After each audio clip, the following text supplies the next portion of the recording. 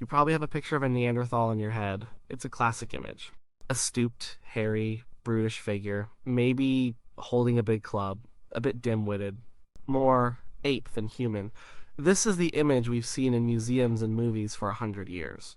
But that picture is wrong. And the new one, the one scientists are building right now, is much more interesting. The latest Neanderthal discovery isn't a single bone or a new cave. It's a complete rethinking of who these people were. The latest discovery is that they were, in almost every way that matters, human. They were us, just a different version. This shift didn't happen overnight. It's been building for decades. But recent science, especially genetics, has kicked the door wide open. It's forcing us to look at our closest extinct relatives not as failed evolutionary experiments, but as a parallel branch of humanity that was successful for hundreds of thousands of years. Longer than we Homo sapiens have even been around, so let's talk about what's new. And it starts with our own DNA. For a long time, the big question was simple. Did we and Neanderthals meet? And if we did we interbreed?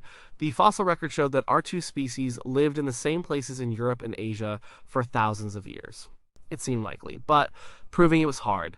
Then came the genetic revolution, and scientists, led by people like Svante Paabo, managed to do something that sounded like science fiction. They extracted ancient DNA from Neanderthal bones that were tens of thousands of years old.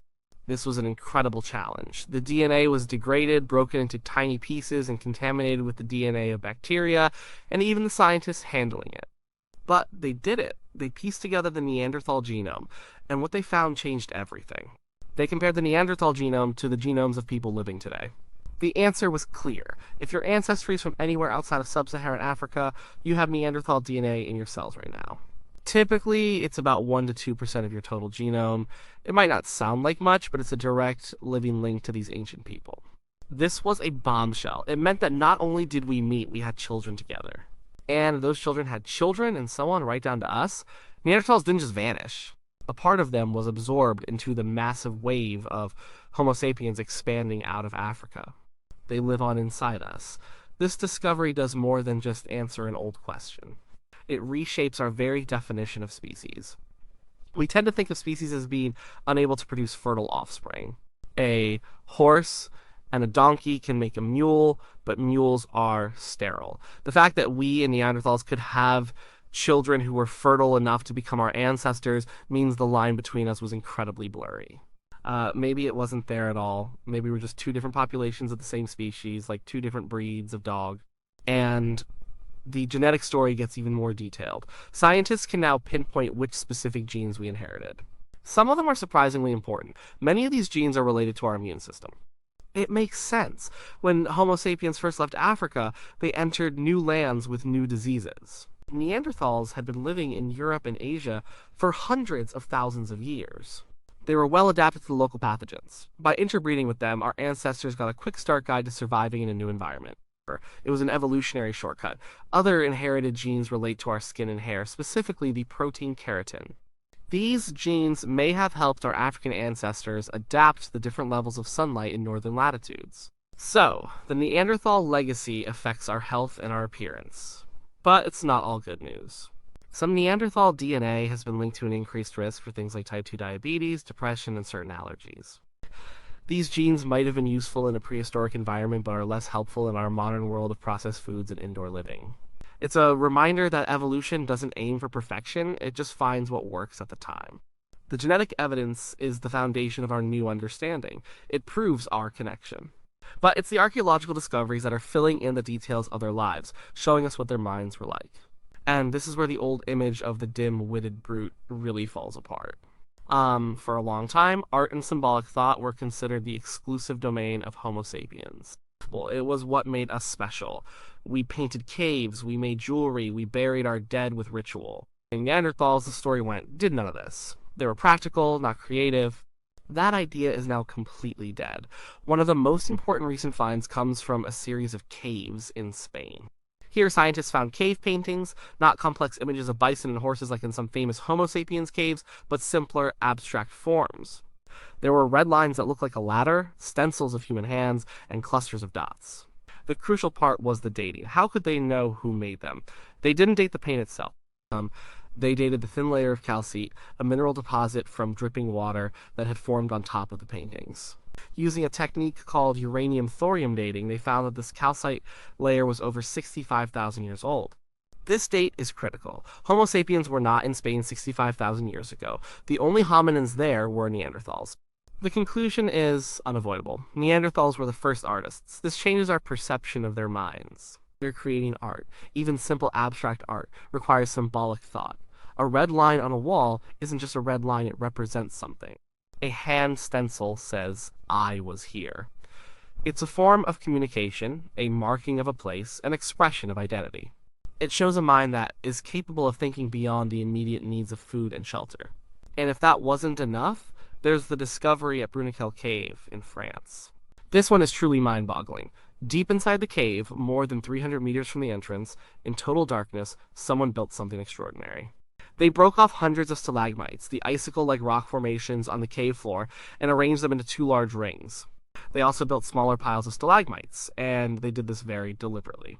The pieces were a uniform size, propped up with smaller rocks. There were also traces of fire with burned bones and soot, showing they used fire to light this deep, dark space. Scientists dated the structures. They are around 176,000 years old.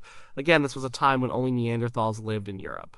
There is no other candidate. So what were they doing? Building a shelter so deep in a cave makes no sense. The current thinking is that this was a ritual space, a place for gatherings, for ceremonies, for something we can't even guess at.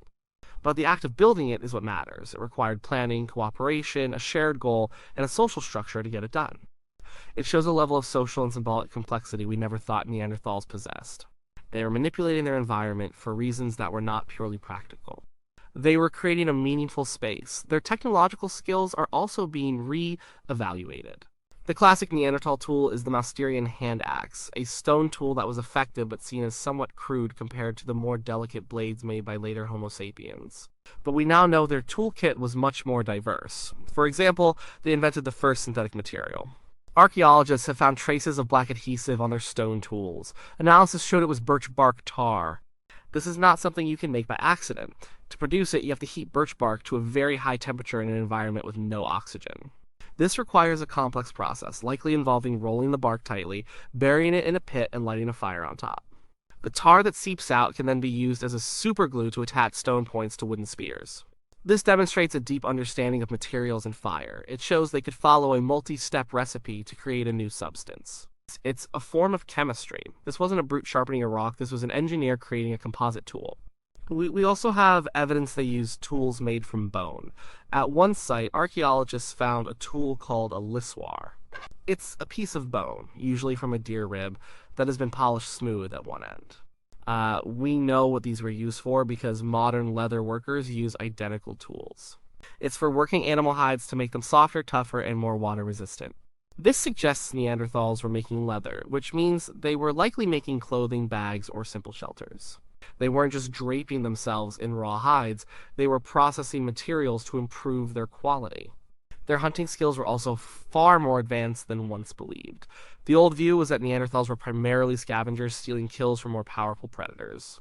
We now know they were formidable apex predators in their own right.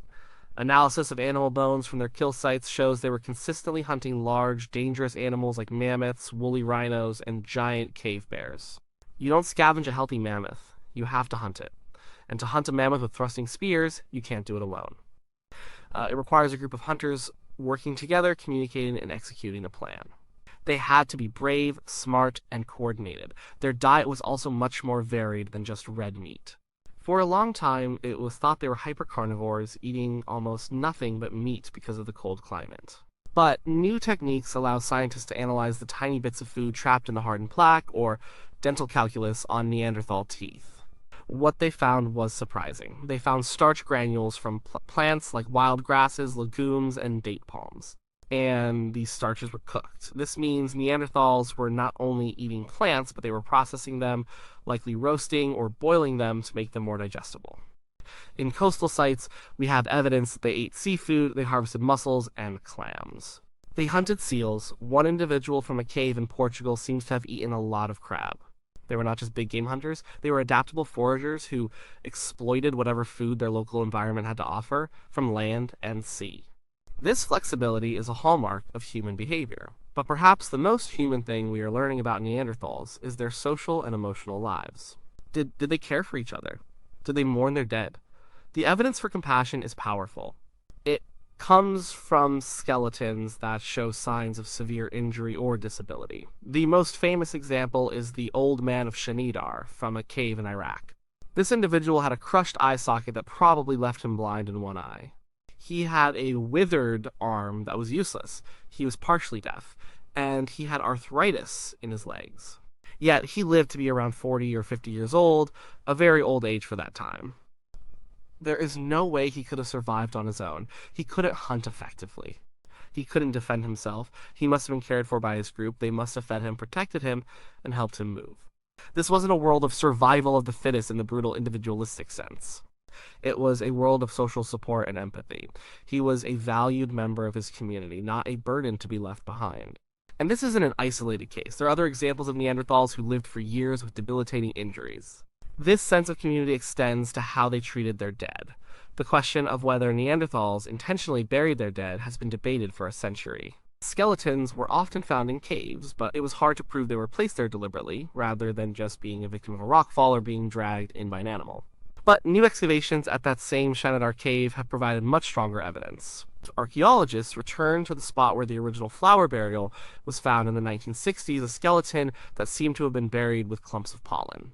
The original claim was controversial, but the new dig found the remains of another individual in the same sediment layer.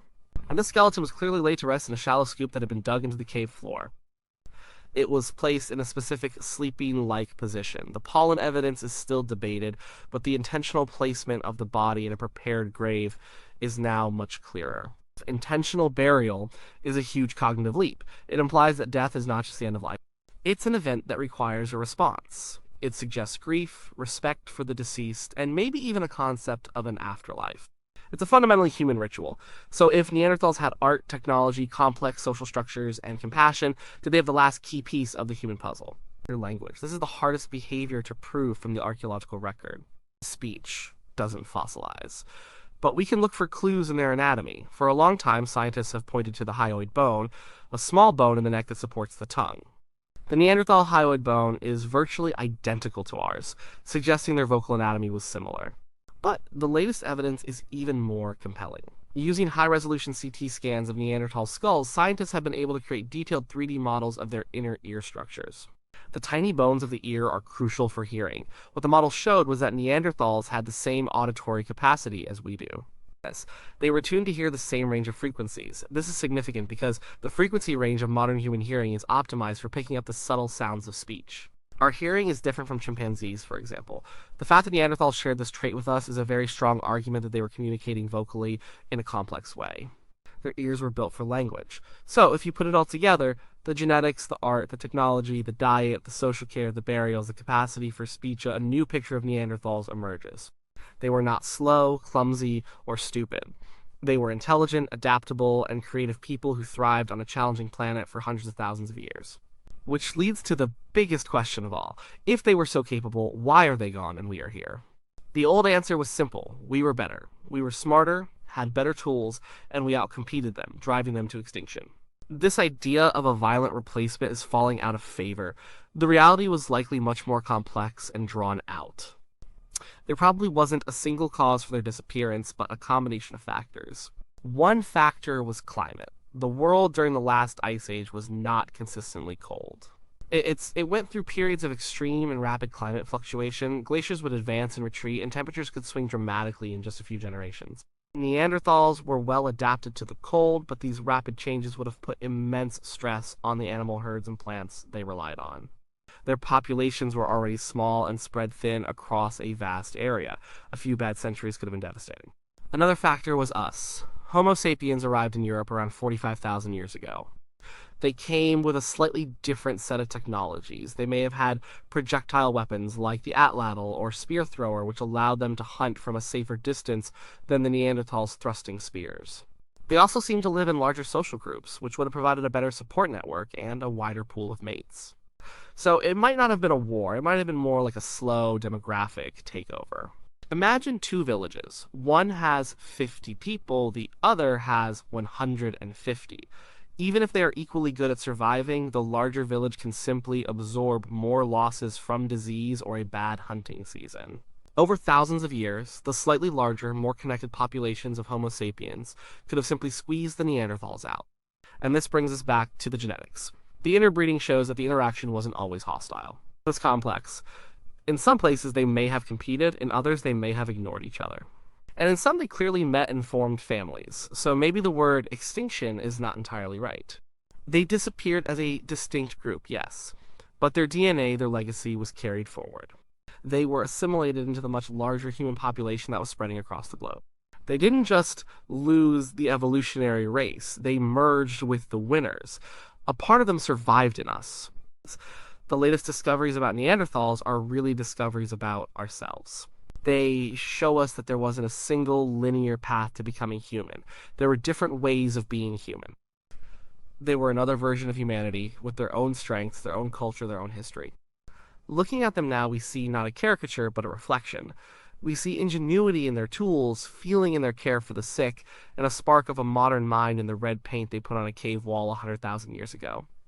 The more we learn about them, the less different they seem, and the more the line between us and them dissolves into the shared, complex story of our human family. They are not the brutish dead end we once thought they were. They are our ancestors.